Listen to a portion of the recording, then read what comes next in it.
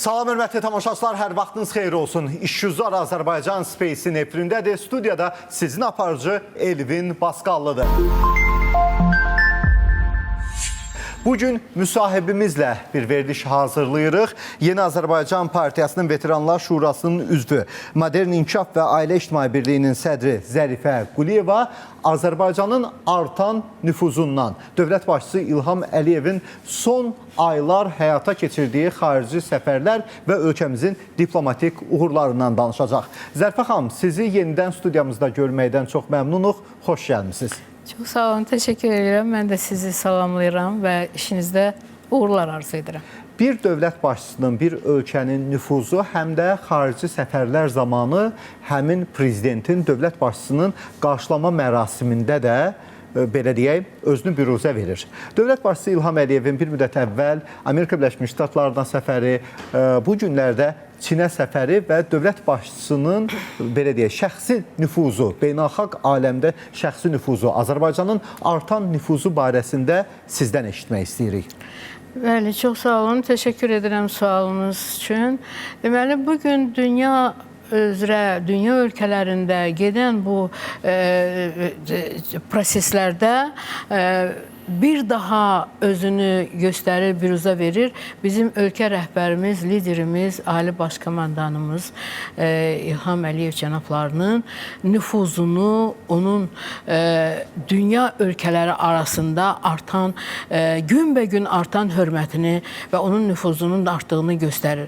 Bəli, biz elə indi hətta başlayaq 2025-ci il Çinə birinci səfərində götürsək, aprelin 25-də olan səfəri də götürsək, o zaman bəzi enerji sazişləri, eyni zamanda bildiyiniz kimi viza məsələsi də iki ölkənin arasında bizim möhtərəm prezidentimizin apardığı siyasətin sayəsində götürüldü və hələ o vaxtı birinci görüşdə qəbulda biz gördük ki, bizim möhtərəm prezidentimizin Çin dövləti dünyada böyük ölkəli, böyük millətcə böyük saya malik olan belə bir ölkədə bizim möhtərəm prezidentimizin qarşılanmasında biz orada möhtərəm prezidentimizin nüfuzunu, hörmətini gördük. Ondan sonra başqa ölkələrdə, yəni Amerikada yenidən ikinci ən böyük ölkədə, böyük liderdə tərəfindən qarşılanma mərasimi bir daha təsdiqlədi ki, bizim möhtərəm prezidentimiz dünya ölkələri arasında hansı nüfuza malikdir?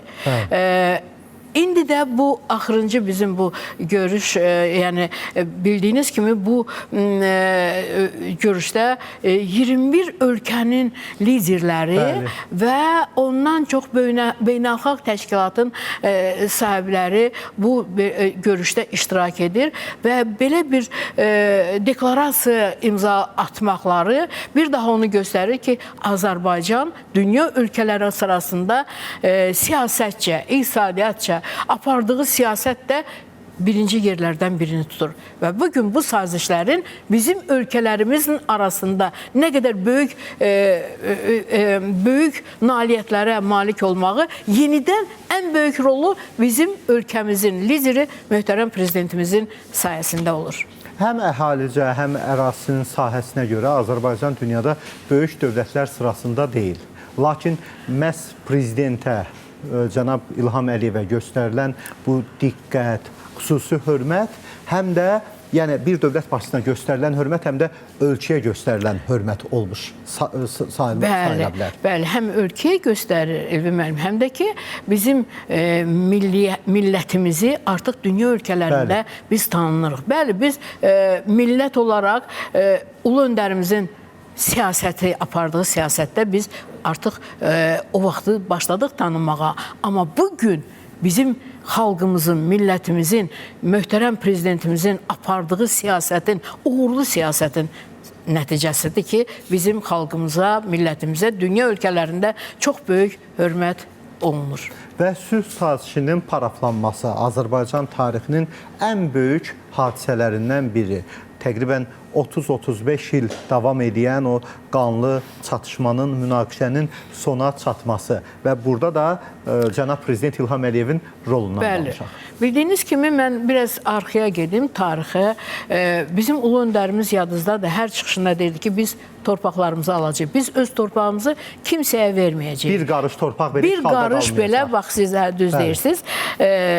Deməli, o çıxışlardan artıq bəlli olurdu ki, biz ümid yaranırdı hamıda, xalqda ki, biz torpaqlarımızı alacağıq. Və son 200-250 il tamamında bir qarış torpaq geri alınmamışdı. Alınmış torpaqlarımızdan bir qarış da geri alınmamışdı. Yenə də bu günləri, bugünkü günümüzdə bizim möhtərəm ulu öndərimizin siyasətinin uğurla aparılmasının nəticəsidir ki, bizim möhtərəm prezidentimiz ata vəsiyyətini yerinə yetirdi. Bütöv Azərbaycan yaratdı. Bugün biz möhtərəm prezidentimizin yaratdığı bütöv Azərbaycanın vətəndaşlarıyıq. Biz lider başçımızın lider xalqıyıq. Biz bununla da biz ölkədə tanınırıq. Yəni bu günləri Azərbaycan bütöv olaraq dünyaya səs saldı ki, belə bir böyük addım atıldı. Torpaqlarımız ki, biz heç kimin torpağında gözümüz yoxdur. Biz torpaqlarımızı aldıq.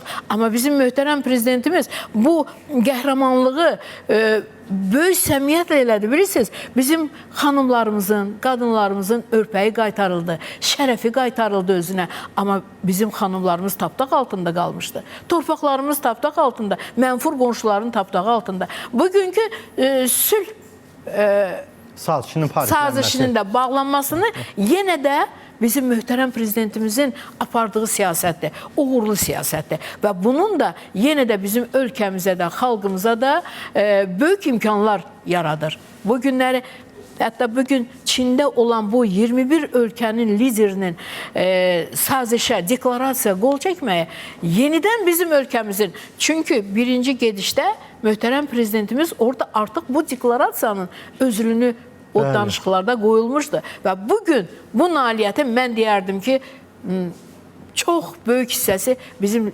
möhtərəm prezidentimizin apardığı siyasətin uğurudur. Mən yenə söz sazişi ətrafında danışmaq istəyirəm. 5 il əvvəl və 2 il əvvəl antiterror əməliyyatında, 5 il əvvəl Vətən müharibəsində o meydanda qazanılan möhtəşəm qələbələr həm də sənədlə təsdiqlənmiş oldu. Azərbaycanın bütün maraqları bax bu sülh sazişinin paraflanması zamanı nəzərə alındı. Naxçıvanla Azərbaycanın əsas hissəsinin qovuşması. Bax, bu haqda bir danışaq. Yəni, bugün bilirsiniz ki, belə ən böyük layihələrdən biri də Zəngəzur proyektidir. Yəni, dəhlizin açılmasıdır. Yəqin ki, bu aparılan bugünkü görüşlərdə, bu imzalanmış deklarasiyada bizim bu Zəngəzur layihəsinin həyata keçirilməsində bax bu ölkələrin hər birisinin xeyir olacaq. Çünki iqtisadiyyat cəhətdən təsəvvür eləyin, elə Çin kimi böyük ölkənin Avropaya çıxışı daha da asanlaşır və bu nəticədə də ticarət, iqtisadiyyatın artımı daha sürətlə görünür. Yəni, bugünkü gün bu ölkələrin əsas məqsədi Zəngəzur dəhlizinin açılmasıdır. Bu dəhlizin açılmasının da hər bir ölkəyə çox böyük xeyri var. Təşəkkür edirəm, minnətdaram. İşgüzar Azərbaycan verilişinə gəldiniz və Azərbaycan uğurları barəsində sizinlə həmsöhbət olmaq bizə çox xoş oldu. İşgüzar Azərbaycan bu müsahibə ilə həm bu mövsüm öz işini yekunlaşdırır, təkcə buraxılışımız yox, verilişimiz öz işini yekunlaşdırır və ayın 8-i yeni mövsümdə yeni verilişlə, canlı qəbul verilişi ilə sizin canlı qarşınızda olacaq, hörmətli tamaşaçılar. Yenidən görüşərik, vədimizə sadiq olaq.